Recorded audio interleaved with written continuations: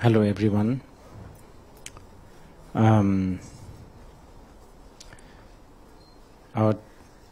If I come straight to the topic, I think we are supposed to be talking about karma under the title of "In Karma We Trust." It's kind of ironic because karma probably is the most untrustable, yet we also have to learn to trust that untrustability, so to speak.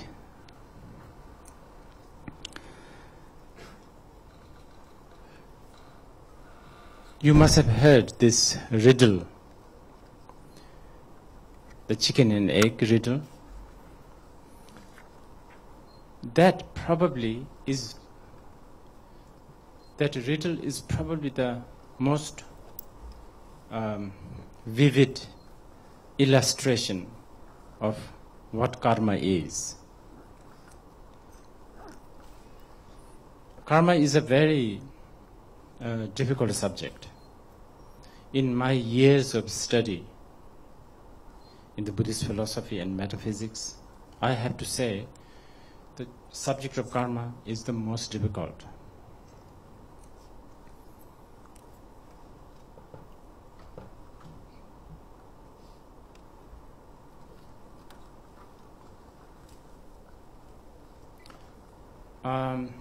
And there's a reason why it is difficult. Because after a while, the human means or the tools, if you like, just simply runs out. We live in a certain zone where we speak a certain language, we use a certain sort of very limited logic and the measurement tools, so to speak. And that is just simply not enough to measure things that are beyond our conception. But here again, when we talk about beyond conception, immediately our so-called objective mind immediately come to a conclusion that we are talking about something mysterious and something mythical and something, I don't know, something very supernatural. But actually, karma is not at all mystical. It's blatantly simple also. I'd like to engage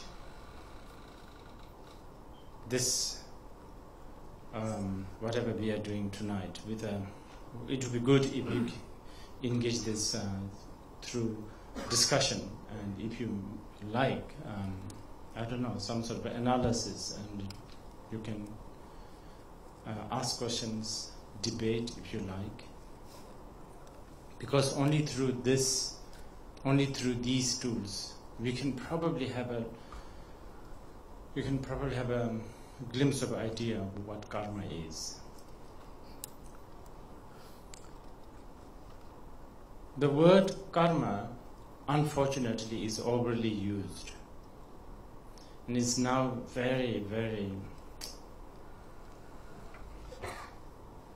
it's a very stained word. As a Buddhist, I feel I cringe when people talk about karma. When people use the word karma.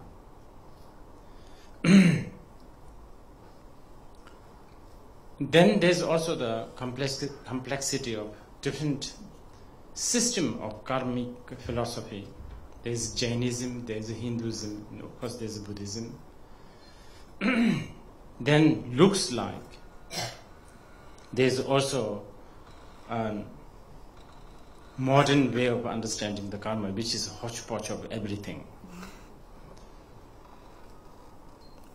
Nevertheless, karma has now entered into the English dictionary, and it has even become, I think in some parts, it has even become an English language.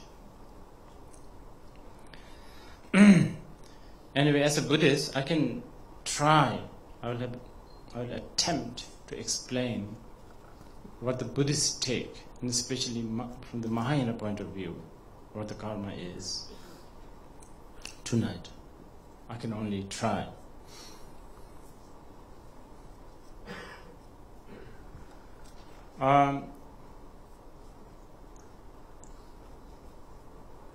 When we talk about karma, we are talking, at glance we are talking about cause, we are talking about effect, and we are also talking about an action, because when we talk about cause and effect, naturally there is an action, there's a movement, so we are talking about a movement also.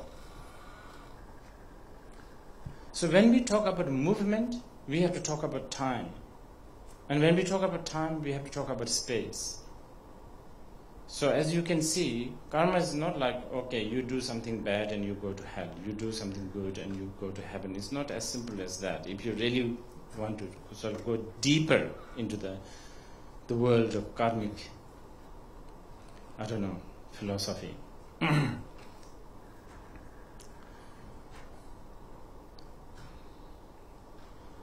And all of these, cause, effect, action, movement, time, space, all of these are all vague. Scientists can talk about time and space forever and ever, but they are always talking something vague. In fact, lots of the Buddhist scholars would say, everything we say, all our words, when we say, oh, you look beautiful, is so vague. It doesn't mean much. Every word that we use is vague. Nothing is precise.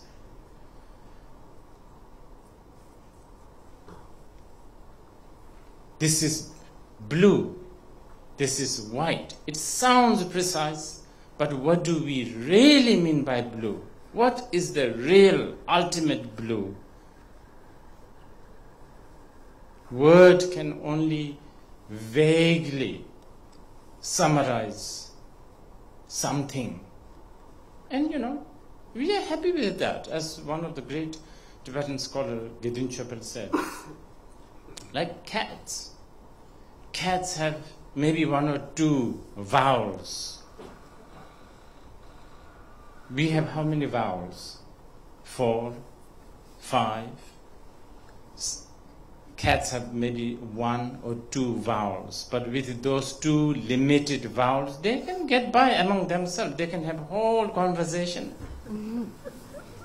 It's amazing that they actually can do it. We have 4 vowels, probably 5, but we still cannot describe certain things that we like to describe.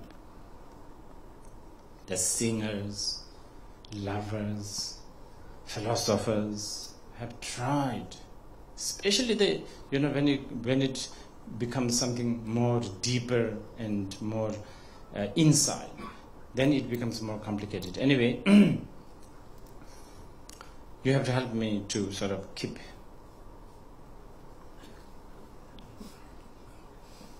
track on what I go here and there a lot.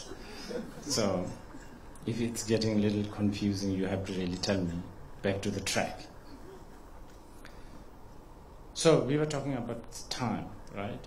What do we mean by time? What is time?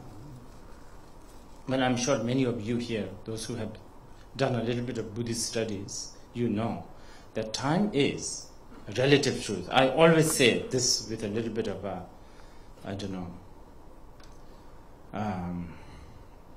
pride, I guess. I always say it's so unfair that the many West actually gave the credit to Einstein for finding the time as relative truth, because Buddha has found the time as relative truth 2,500 years before Einstein. The credit should be his.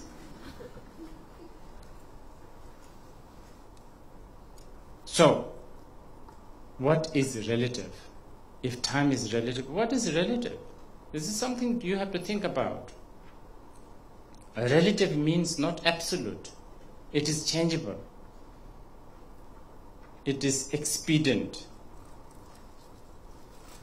It is subjective.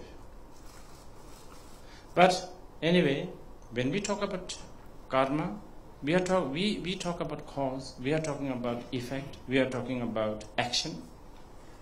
And when we talk about that, we have to talk about time. And I'm emphasizing this a little bit about time because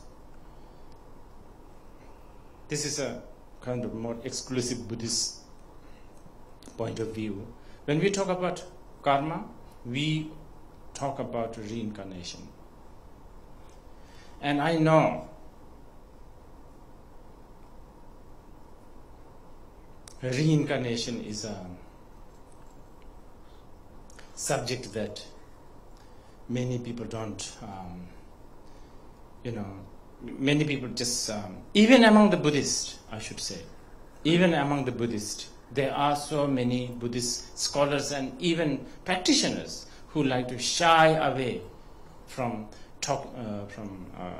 talking about the reincarnation. I understand because Tibetan whole this reincarnation business has not really helped because there's all that dodgy stories about reincarnate people and double reincarnation, triple reincarnations and so on and so forth, and all the corruptions that goes with it. But reincarnation, as hopefully I will come to that in the later part, is a must. When we talk about karma, we have to talk about reincarnation. And that, by the way, is a very big subject again.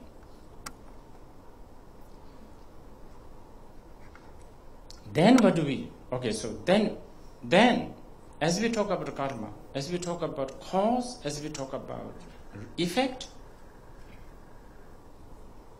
a really big thing that we cannot just simply ignore is we have to talk about the subject. A perceiver, knower of these, knower, enjoyer, the agent, one that goes through one that collects the cause, let's say, the one that collects the cause and one that experiences the result. Right? So we are talking about a cognition. If there is no cognition or if there is no cognizer, there is no karma. So naturally we talk about mind. So when we talk about karma, we talk about mind. Then when we talk about mind, cause, effect, we cannot avoid, but we have to talk about good and bad. Now this is even more complicated. Good and bad. How do you measure? How do you know something is bad? How do you know something is good? Yeah, of course, that generally we say, killing somebody is a bad karma. Giving a cup of tea to somebody who really needs it is good karma, or so on and so forth. That's just a simple generalization. But if we go really at the bottom of what is good, what is bad, how do you define what is good and what is bad? So that also is part of the karma study of karma. So, if we talk about mind, cause, effect, good and bad, then naturally as a human being we talk about good circumstance and the bad circumstance, or blissful circumstance and painful circumstance. This is quite important for Buddhists, because Buddhists, especially in Mahayana Buddhism, We don't talk about externally, inherently existing hell realm or heaven. We don't believe in hell. We don't believe in, hell or heaven. But we believe in blissful experience on the relative level, of course. We also believe in painful experience, which can be labeled as human, about a heavenly experience and hellish experience.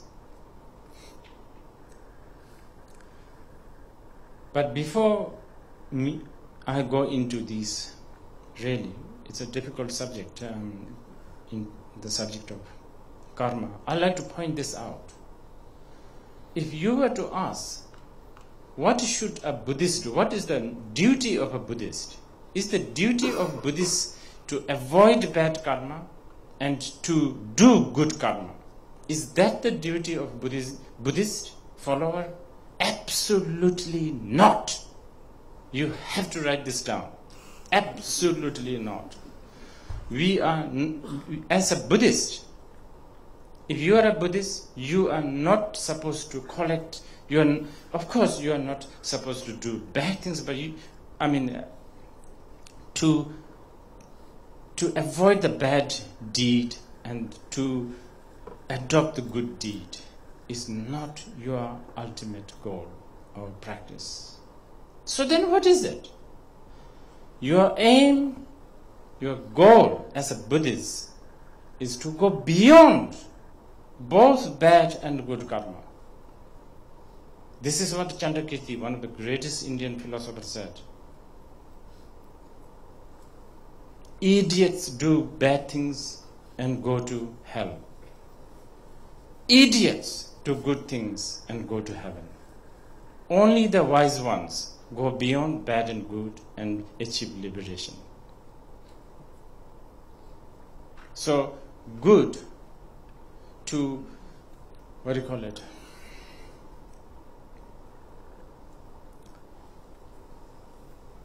Well, I just want to put that first, because the next thing, see, now we are talking about cause, we are talking about effect, we are talking about action, we are talking about perceiver, then we are talking about good and bad, we are talking about painful experience and blissful experience. Inevitably, we have to talk about morality and ethic. So, morality and ethic. This is why often we hear, in our, ordinary conversation, as a Buddhist, you shouldn't do this. This is a bad karma. You shouldn't fry, I don't know, somebody's leg. That's a bad karma. That. So there is some sort of, there is that sort of moral sort of, you shouldn't do this, you should do this, you should only eat, leaves, because that's not harmful, so on and so forth. Okay? So we then talk about morality. But as you can already guess, some of you can already guess, which tells us that again in Buddhism, morality is a secondary, wisdom is primary. Morality is the means and the wisdom is the end.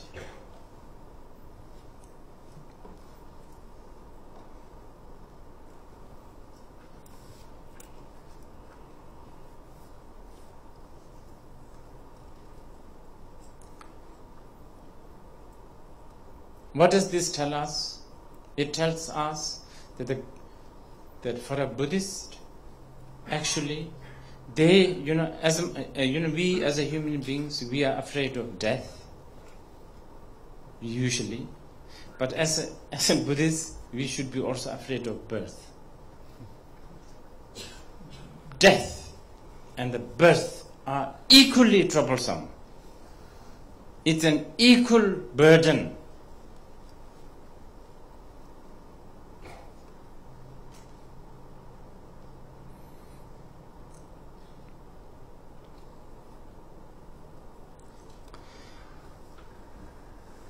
that was just like a kind of a very brief summary, but anytime you want to ask questions, just raise your hand and I'll try to answer. But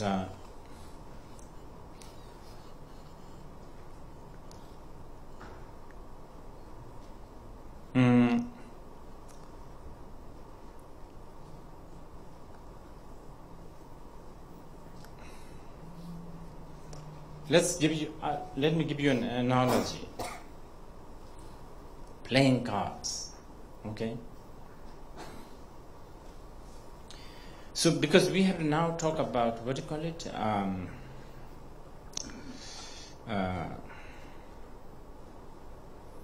How should I call it?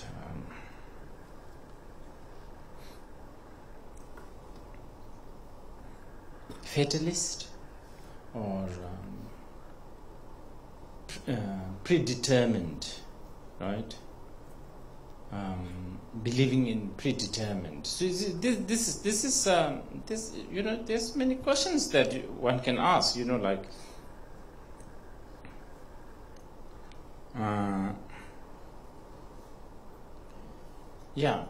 The word is free will. Free will. Okay, so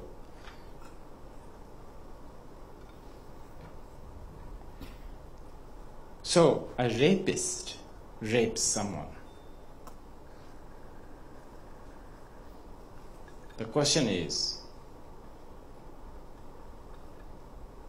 does the rapist have the free will? Or are you Buddhists going to say it is because of his past karmic deed and the consequences that he has to rape?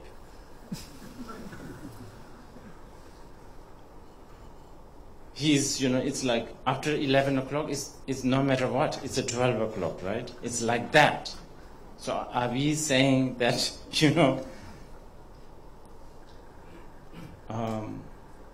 if we talk about karma, if we talk about, cause and condition and effect, then how about the rapist? Does he have the free will, or, is he forced by his karma? And also, should the victim try to seek justice, try to sort of correct it, or should the victim just blame it to himself, her or herself, saying that, okay, so this is my past life's karma, I'm being raped, that's it. So one could ask these kind of questions.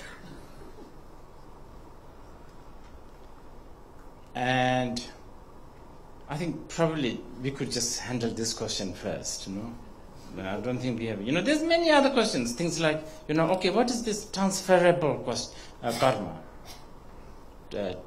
Transferable. Okay, like,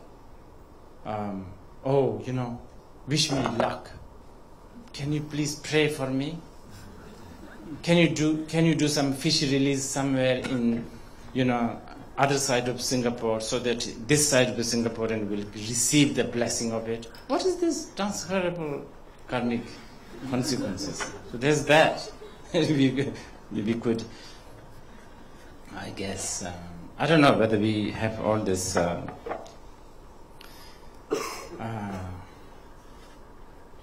And also, it's difficult because, you see, many times the karmic consequence doesn't have to materialize right away. Buddha himself said, like the bird flying deeper into the sky, there will be no shadow. But sooner or later, the bird has to come down, because just, the bird will not make it all the way. Has to come down. And when the bird comes down, the shadow is there. So there's all that sort of,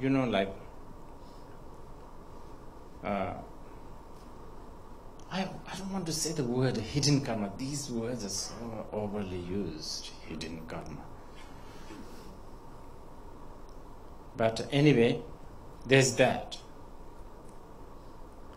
And then, then that raises a lot of questions, because there's, all these bad guys doing all sorts of bad things, and they live the longest. They don't seem to have much health problem. But wherever they go, they are successful. What's that? And then there's all these good people who does good things, and they have all sorts of problems. They're depressed, they're sick, they're unsuccessful. Nobody hears about it, everybody's annoyed with this person, so on and so forth. Something to think about. Anyway, the West, this is probably a good example. I want to just illustrate this. I think the concept of karma is fairly new in the West. It has now arrived, and it's becoming, as I said earlier, it's becoming part of the Western culture.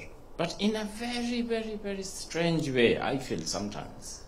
A very strange way. And I, as a Buddhist, sometimes I am cautious. The West, especially academics, they love the Buddhist concepts such as shunyata, emptiness. They love it. They really revere it. The Buddhist philosophy is one of the most studied and most scrutinized and appreciated now in the West, especially in the scientific world.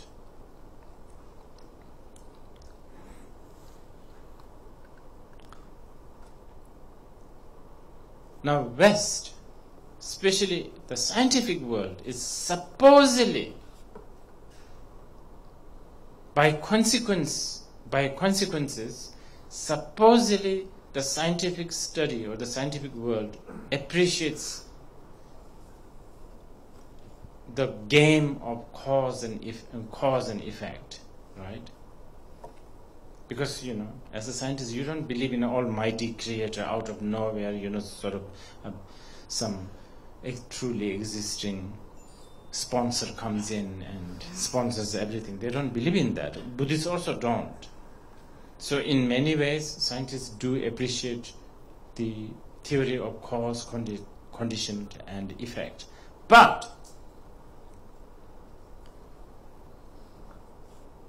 okay, so the emptiness, shunyata, is appreciated. To the certain extent, the concept of cause, condition, and effect that are taught in Buddhism is accepted. But as we go deeper, I am not so sure how much West is still appreciating the deepest level of the karma. And it is kind of funny, because actually karma and emptiness is not divorced. They are like one coin, out of lack of example, with a two sides. That's a really bad example. They're one, actually. And this is why, as I said right at the beginning, karma is the most difficult thing to teach or thing to study. It's really, really, really difficult, because it promises a certain tool. It has a certain sort of, law. It has a certain rule of the game. But then, after a while, that rule of the game does not manage to play the game all the way. Because now, the very important question, the first ever cause, what is it? Who is it? Do the Buddhists believe in first ever cause? No. Genesis, right? The concept of Genesis. The Buddhists don't have that.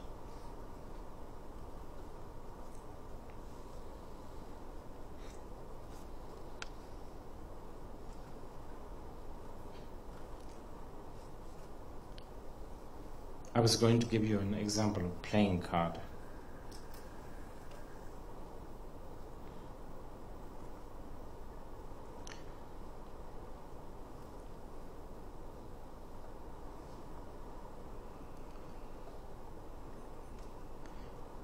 So when you play cards, I'm not so good at playing cards, but I don't know whether this example I'm putting it the right way. So you deal, right? So you give cards to different people. Now, you, to the certain extent, you have the control over what you do with the cards you have in your hand. Beyond that, you don't have a control.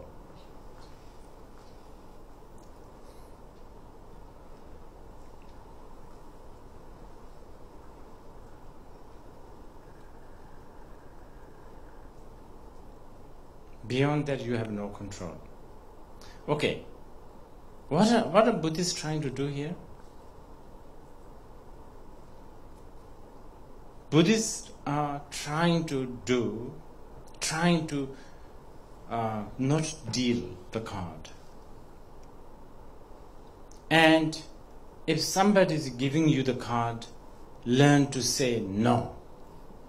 So that you don't even have to play the game. That control we are supposed to have.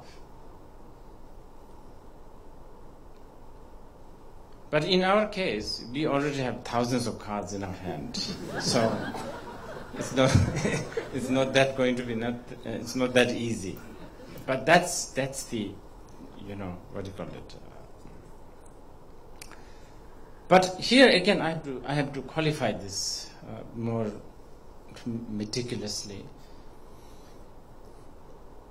You can accept, if somebody is dealing the card, you can accept the card, but with the awareness and with the compassion. Then you are not caught by the game.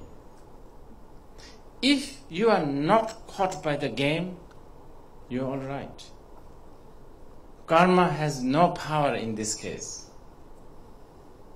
But for us, when we play the game, initially probably it's a game, but you get caught by the game. Endlessly, months after months, years after years. And it develops habitual patterns, which is basically addiction. Karma is very addictive, it's very addictive. I mean, I'm talking about all kinds of addiction, infinite amount. I'm not talking about like addiction to cigarettes, addiction to, like alcohol. Those are like kindergarten level of addiction. You understand? There is like so many amazing addictions. And some of them are like, some of them may seem innocent, like addiction to Japanese stationery. But that could be the one. That could be the one that takes you to the real, deeper problem. We never know. Remember? Cause, condition, and effect. Anyway, I think that's this is kind of very vast. So if you can please ask some questions, I would know, whether we are even communicating. Yes. I think I can hear you now. You talk about reincarnation. I'm curious about your futuristic reincarnation. Can you tell us more? That one I will. Okay, I guess I have to defend. What do you call it?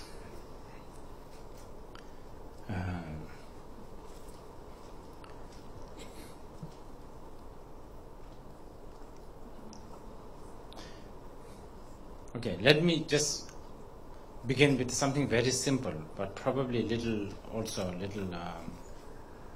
like a riddle-like. Do you believe in time? You. I'm talking about you.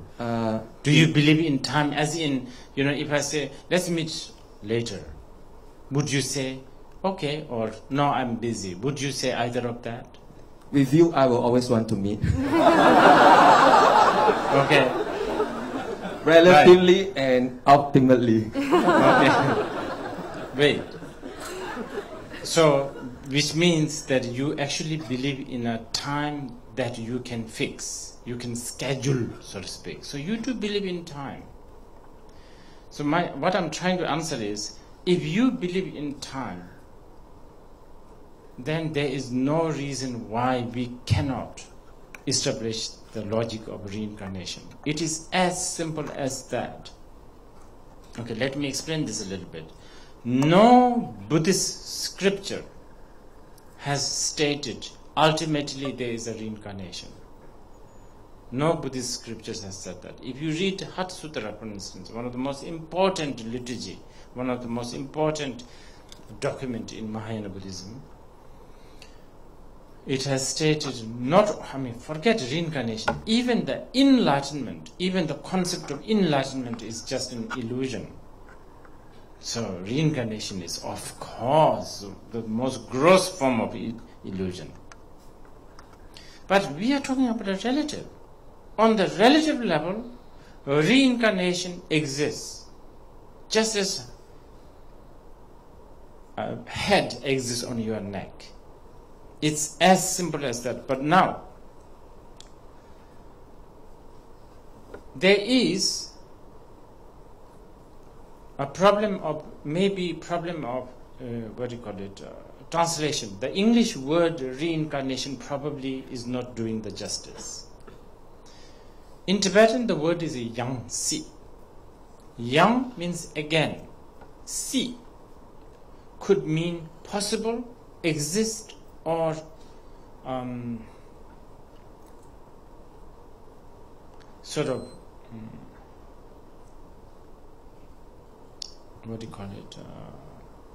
living, kind of.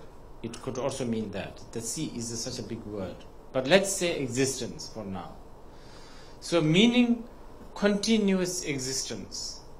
So if we use that connotation and explain the reincarnation, then one could say that yesterday's you and today's you are neither same nor different. It cannot be same. Because if you say one of them, if you say they are two separate beings, then whatever you did yesterday would not have any impact today. Right? If you say it is exactly same, you can never improve. Nothing has changed. You haven't become older. So it's neither same nor different. Then what is it? It is a continuation. See, we are talking about a relative time. So in this way, you have reincarnated from yesterday to today.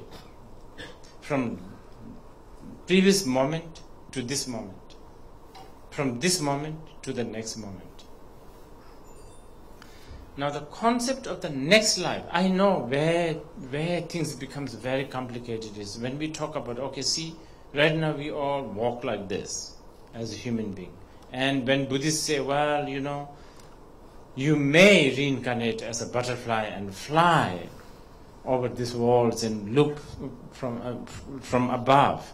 This is when then things gets complicated, isn't it? In the minds, and then we think, now how is this possible? So this is actually good that you ask, because I was going to talk about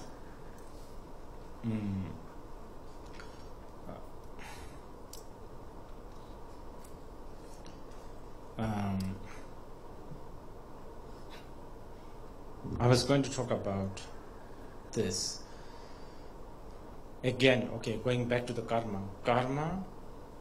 When we talk about karma, we always talk about mind. You cannot talk about karma without mind. actually you cannot talk about anything that is Buddhist without the talking mind. Mind is fundamental. So when we talk about karma, we talk about mind, we talk about bad and good, we talk about the effect. And when we talk about the mind,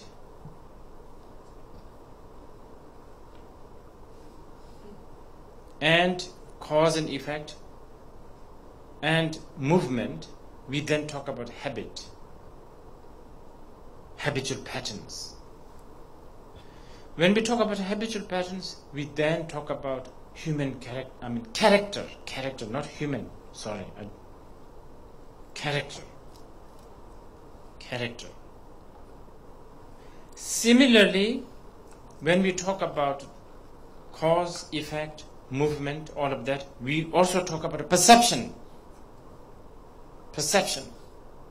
So here, when we talk about a perception, according to the Buddhist, we believe that there is millions and millions of perceptions. And that is actually blatantly, experienceable. Between you and me, how you perceive this flower and how I perceive this flower is totally different. Probably you don't like this kind of color. Probably some of you feel very romantic with looking at this. Probably some of you discussed it because you saw something like this 20 years ago and you had a strange time.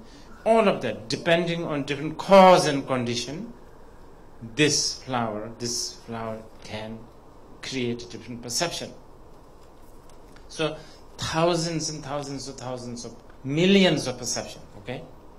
So when we talk about these perceptions, in order for us to communicate more easily, we then talk about 6 different kinds of perception, which we categorize as hell perception, hungry ghost perception, animal perception. What is it? Can somebody help me? Gods, devas, human. Asura perception, heaven perception, and human perception. That's a very big generalization. Okay?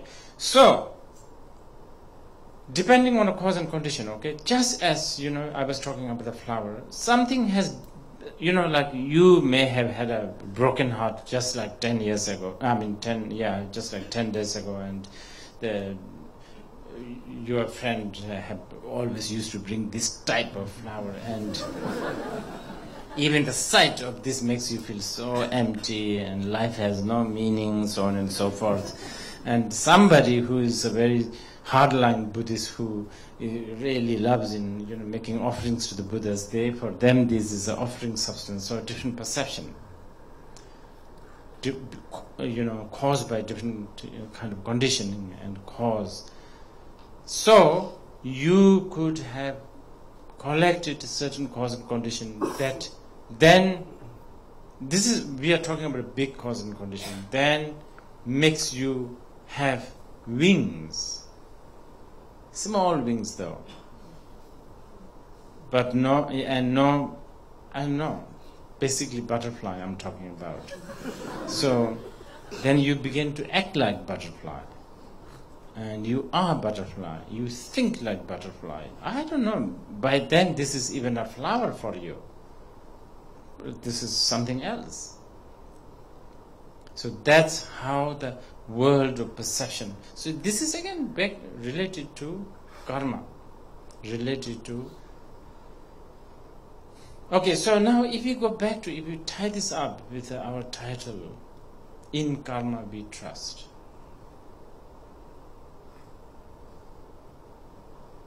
Because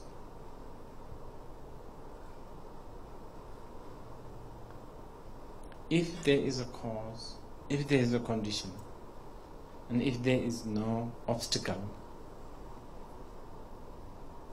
if you are planting seed of this somewhere in your garden, conditions such as weather is right, fertilizer, fencing, of course you, a big cause, it's all there, and no obstacles such as a goat walking over it, or a big, hailstorm, then even if you wish no orchid, your wish will never come true. Sadly, it will grow faster than you want.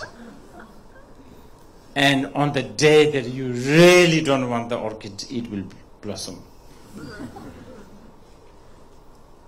So that's why in karma we trust.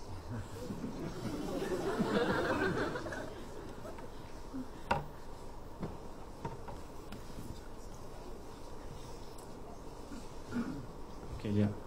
Sorry, Rinpoche. I really liked your playing cards analogy, but I seek some clarification. Okay. You know? So you said that we deal, and to a certain extent, we have control with the cards in your hands. Yes. Beyond which you don't have control because we don't know what's inside the cards, right? Yes. Then Buddhists are trying not to deal the card. What do you mean by that? Well,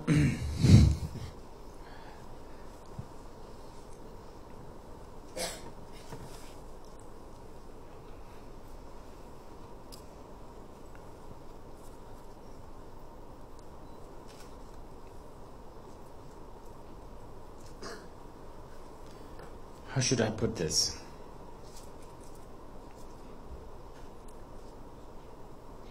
Okay, first, very simply, not even play the game. Only if you want, the only reason you will play is out of compassion and with awareness. Then it's more or less like as a mother, you also actively build a sandcastle with your kid and totally knowing this is not true. Right? And when about the evening comes, you say, let's go home. You can let go of this giant sandcastle, no matter how beautiful it is. But you play during the daytime because you need to sort of entertain and lure this kid, educate this kid, I don't know, some other reasons. That is the only reason. Other than that, you aspire, you work hard, never to even play the game. That's what I mean. I was quoting Chandrakirti's quotation, remember? If you're idiot, you go do bad and go to hell and etc. Thank you, Rinpoche.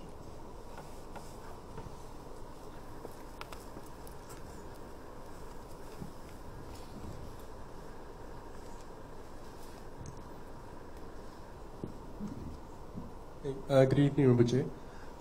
Yes, just now you talked about reincarnation and we brought the topic of Genesis about. I was just curious because according to Sanghata Sutra, the realms get, after eons, then the realms get cleansed and purified, and a new realm starts and the cycle continues. Then how did the first realm start? Or is there even a beginning to talk about? Because I'm sure, at least let's say when you talk to people who, let's say, of Christian faith or of faiths of creationism, they will say that, okay, let there be light, and then that's how the world starts. Yeah. But for us, then they ask, where does the world start? Something has to start somewhere. Yes, the word beginning for Buddhists is very arbitrary. It's just for the sake of talking. They don't believe in beginning. For the sake of convenience, almost like 7-Eleven, you understand? For the sake of convenience, Buddhists believe in presentness, present moment. If you go to any Vipassana, course or Zen center, be in the present moment, be here now, drink your coffee and just enjoy that, so on and so forth. But it's just for convenience. They don't believe in that. So, because you see, the moment you actually make a big deal out of the beginning, you are basically saying time is not relative. Because you are beginning to believe in the ultimate time, the first ever, whatever. Then time is not relative. time is relative, remember? Time is relative. Okay, for the convenience, I will answer you. For the convenience, I will answer you. And your question is, all these Buddha fields manifest, right? And when did it happen? Now.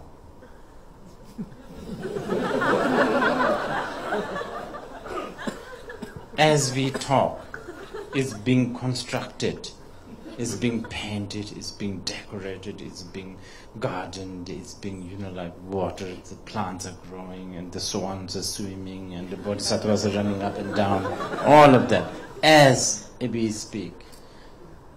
Okay, thank you, Rinpoche.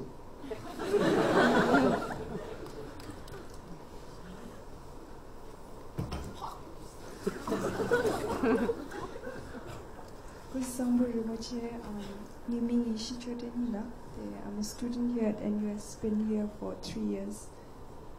My question is, I would like to follow up on something that you said earlier. You said sometimes karma can also be discussed on if we have the free will to determine the cause, and us being one of the cause to in a condition. So eventually, do we have the free will? Or for example, when you said something about sowing the seed of a flower, do you have the free will to decide if you want to sow it in the first place, or is trying to achieve the free will the ultimate goal of a Buddhist life? Thank you. Yeah. Okay, this is a very big question. We have to meet somewhere, and create another 2-3 hours like this. This is a very big question, because we have to now lead to a concept called self. Okay, but let me tell you this. First of all, I would say both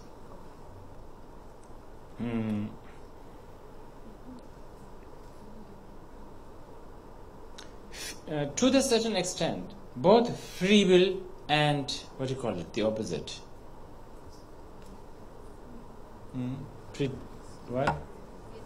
Fatalist, predestined are accepted together, like the dealing the card. Remember, you have a free will to do whatever you like with the card that you have been given,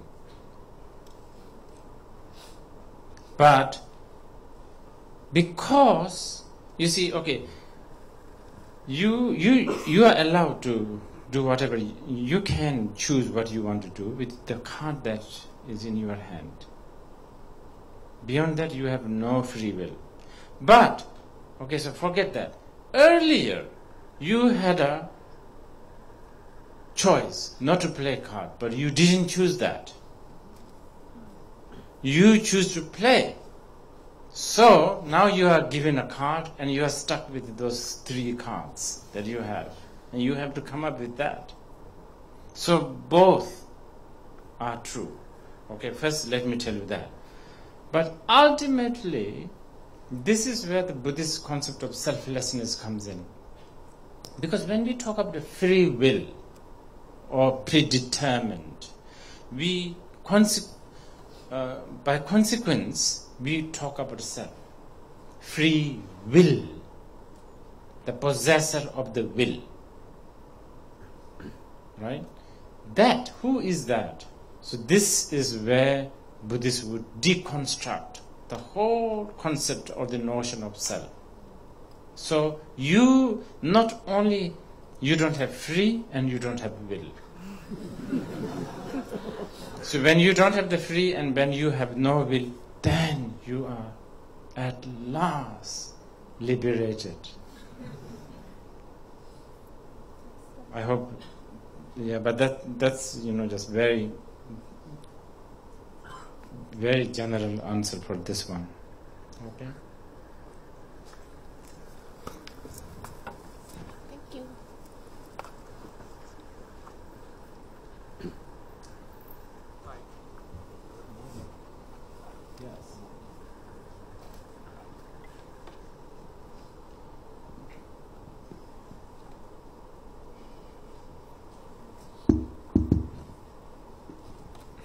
Hi, good evening, Rinpoche. I enjoyed your analogy of playing cards and dealing and not dealing. And then you said that as a child, the castle is very important to you. As a mother, then you understand it's just a passing hobby. So you have the compassion and awareness of the situation. So, and in gaining that compassion and awareness, one may be free of the suffering. What? May be free from suffering. Right. That comes with the attachment of the outcome of the castle, whether it's successful or not. But in that process, when you are a child, when you don't have the awareness or the compassion, how do you step back or step out of this and gain greater awareness? Because it seems that only as a child, then you become a mother or a father after going through the experience. So would you have any advice of stepping out of this? This Well, sounds thank you. very good, very good. We should have started with these two questions. Yeah. Because now we are talking about some, the Buddhist, again, this is the one overly used word I don't like to use, but we have no choice. We talk about merit. So, you may, in some very, some Buddhist countries, you will find, you may find icons of the Buddhas, or you might find symbol of the Buddha, or symbol of compassion, love, awareness, painted, sculpted, to plant the seed. That's how they use the word. Plant the seed of that awareness. So you will find, like one of my teachers used to, every time a cow walks by, he will very loudly chant, Javarinchen Tuturchana Chatsalo. This is the name of the Buddha. Name of the Buddha, the Tathagata, I think Rana Ushnisha. It's a very important Buddha. The Buddha whose main aspiration when he was a Bodhisattva was that he aspired that he, even upon hearing his name, all beings, and especially animal beings, will have a karmic connection to him. So the practitioner, the follower of these people usually do that. And many times, not just cows, even like human beings, they will. And once I asked, why to the human beings? I thought the Bodhisattva only was for the animals. They said, well, of course, Bodhisattva is not only helping the animal, but he said that many human beings are basically animal, especially these days, he said. So, what I'm saying is, now this sounds very religious, but this is actually, if you study deeper into Buddhist philosophy, you will understand that compassion of the Buddha is necessary to invoke that merit. Okay, now this is a very general question, answer, but there's something very important which you should hear. It's called Tathagata Garbha. In Buddhism, especially in Mahayana Buddhism, every being has the potential of that awareness. So it is there. You just need to tap into it. So the real merit, if you like, is built in. Okay? Thank you.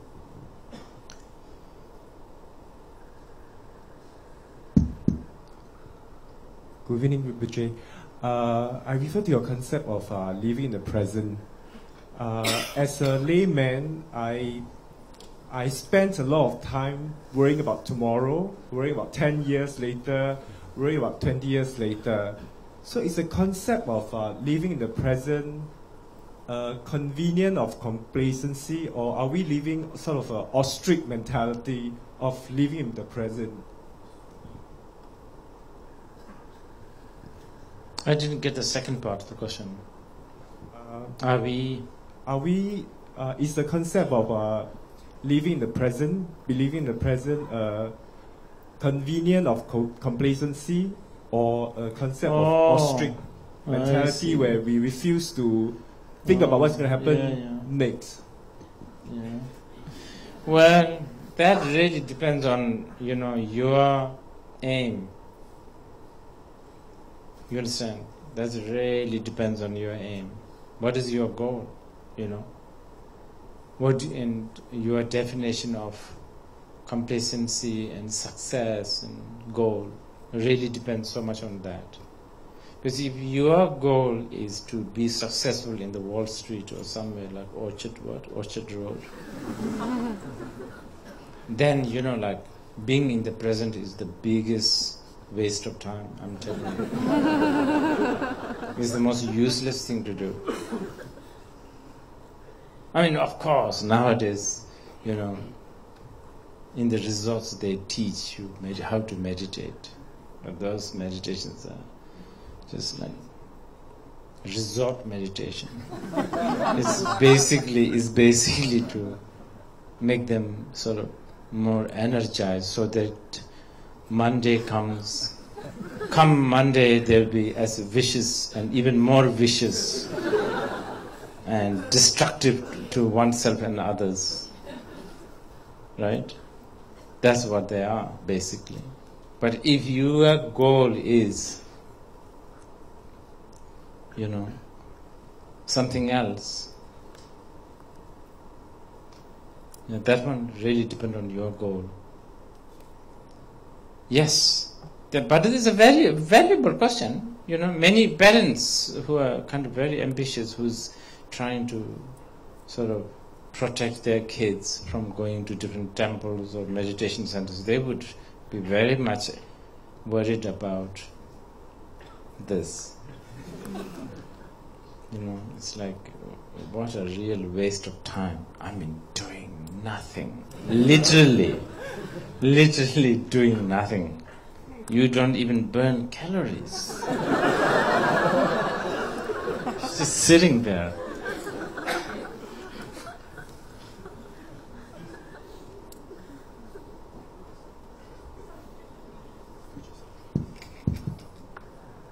Sorry, do you mind raising your hands?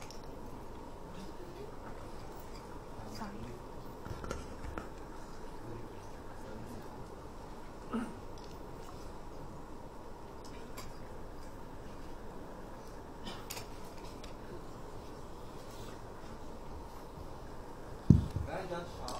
Yes.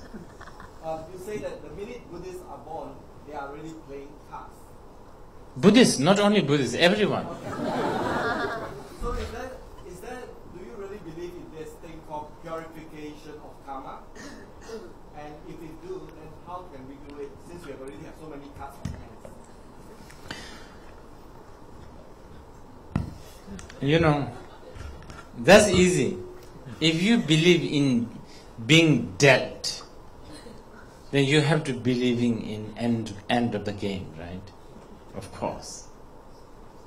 That's easy. This is actually the reason why we believe in purification is because it was constructed.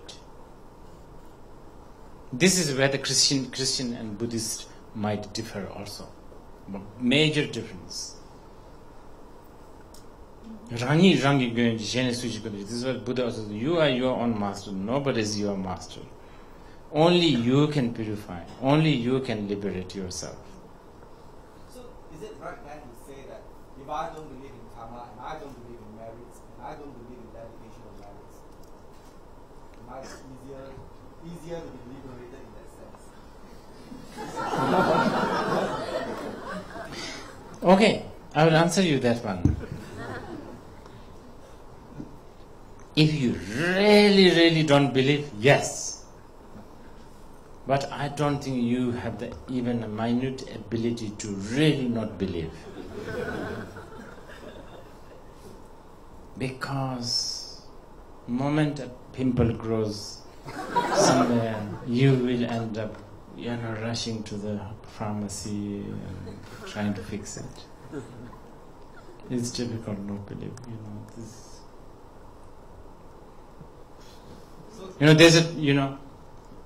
this is what our masters, they always say, actually,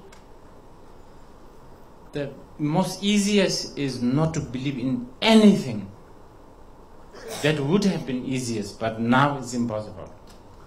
Because we believe in few things, and that is the problem. So might as well believe all the way. Anyway, belief is the only thing that we human beings know how to do. Whether you are a scientist, whether you are a philosopher, whether you are a politician, belief is the only thing that we have. What else do we have? Nothing. Belief is the thing that created the culture, the tradition, the mathematics, everything. There's only one thing, it's called belief. And your determination of not believing must have a reason, and you believe in that reason.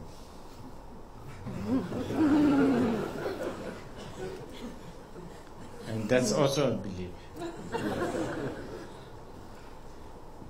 So can we say that believing in emptiness is also a form of belief then? Oh, Nagarjuna has said that.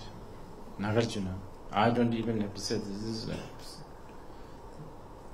long time ago he said that. The Buddha himself said that. Buddha himself said, actually, if you have a mountain-like ego, he said, it's okay. Of course, it's very, very not good. Ego is not good. But he said, it's okay compared to even a sesame seed size of belief in emptiness. He said, that's worse.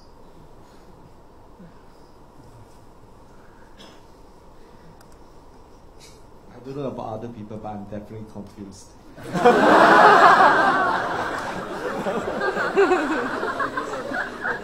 So you see, a lot of people are confused today.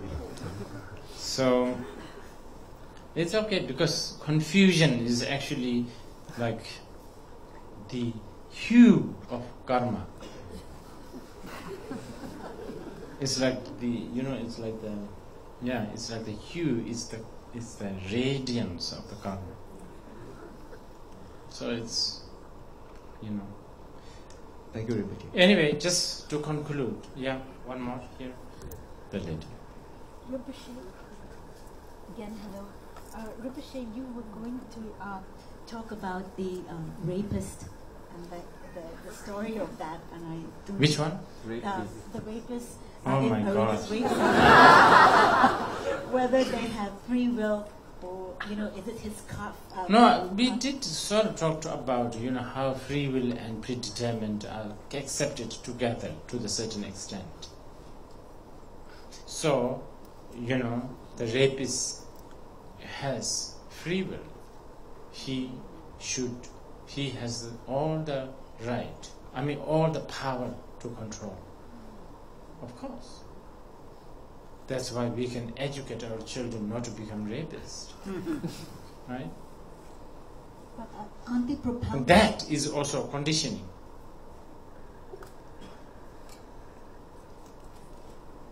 Okay. Well, I will conclude this. Karma is a big subject. Of course, I've said this again and again. But one important thing though, karma is not an irrelevant subject. It is a very, very relevant subject. If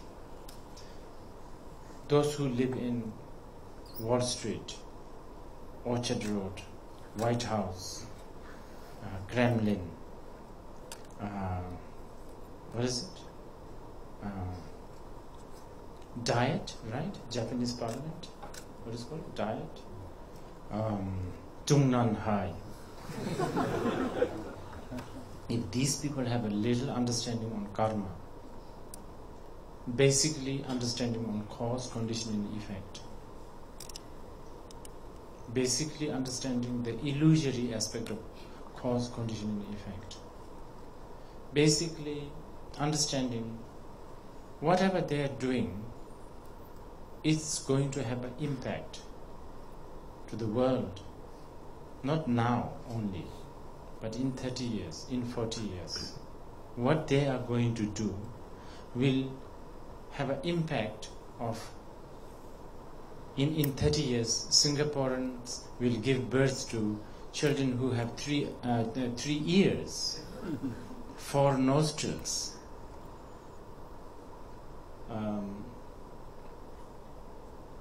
The world will be different. It is not an irrelevant subject. It is a subject that people should pay some attention. And I'm not even talking about moralistic sense. I'm talking about pure science of cause, condition and effect and its illusory nature. Thank you.